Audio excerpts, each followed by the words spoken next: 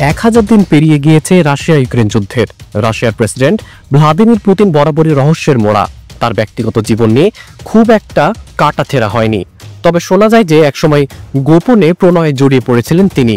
সেখান থেকেই জন্ম হয় তার অবৈধ কন্যা এলিজাভেটা ওলেগোভনা রুডলোভার।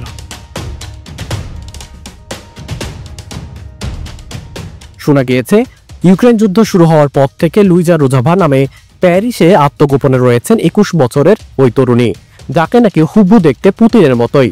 সম্প্রতি পুতিনের এই গোপন মেয়েকে নিয়ে খোঁজ খবর শুরু করে ইউক্রেনের এক টেলিভিশন চ্যানেল TSN। তাদের প্রকাশিত সংবাদ অনুযায়ী ওলেগোভনা শব্দের বিশেষ অর্থ রয়েছে, যার অর্থ ওলেগের কন্যা। ওই সংবাদ মাধ্যমের দাবি, ওলেগ রুডদোভ নামে পুতিনের এক সহযোগী ছিলেন।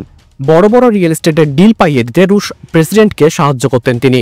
2015 সালে মৃত্যু হয় ওলেগের। যুদ্ধ শুরুর আগে পর্যন্ত নাকি এই ব্যক্তির আত্মীয়ের পরিচয় ব্যবহার করতেন লুইজা।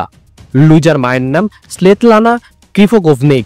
এক সময় এই মহিলার প্রেমেই নাকি মগ্ন ছিলেন পুতিন।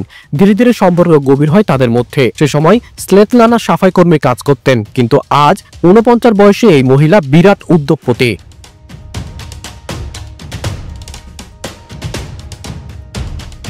বিখ্যাত আন্তর্জাতিক ব্যাংকের অংশীদার হওয়ার পাশাপাশি স্টেট পিটার্সবার্গের এক জনপ্রিয় স্ট্রিপ ক্লাবের মালিকও স্লেতলানা। কিন্তু নিভৃতেই দিন যাপন করেন মা মেয়ে। লুইজার সম্পর্কে যে তথ্য উঠে এসেছে তাতে দেখা গিয়েছে পারিবারিক নাম ভ্লাদিমিরোভনা গোপন রেখেছেন তিনি। একসময় প্যারিস স্কুল অফ ম্যানেজমেন্টে অ্যান্ড আর্টসের ছাত্রী ছিলেন লুইজা। এলিজাভেটা ওলেগোভনা রুডনোভা হিসেবে তালিকাভুক্ত একটি পাসপোর্ট রয়েছে তার, যেখানে জন্ম তারিখ 3 মার্চ 2003 হিসেবে উল্লেখ করা হয়েছে। পড়াশোনার পর রাশিয়াতেই ডিজে হিসেবে দীর্ঘদিন কাজ করেছেন পুতিনের মেয়ে। 2021 সাল পর্যন্ত লুইজা সোশ্যাল মিডিয়ায় খুবই অ্যাক্টিভ ছিলেন, নিয়মিত ছবি ভিডিও পোস্ট করতেন। কিন্তু 2022 সালে ইউক্রেন যুদ্ধ শুরু হওয়ার পরই নিজের ফেসবুক অ্যাকাউন্ট মুছে ফেলেন লুইজা।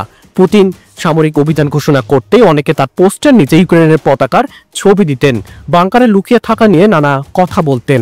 সে থেকেই লুইজা পরিচয় বদলে আত্মগোপনে রয়েছেন প্যারিসে। মনোরঞ্জন রিফাত, বিডি আর্কাইভ।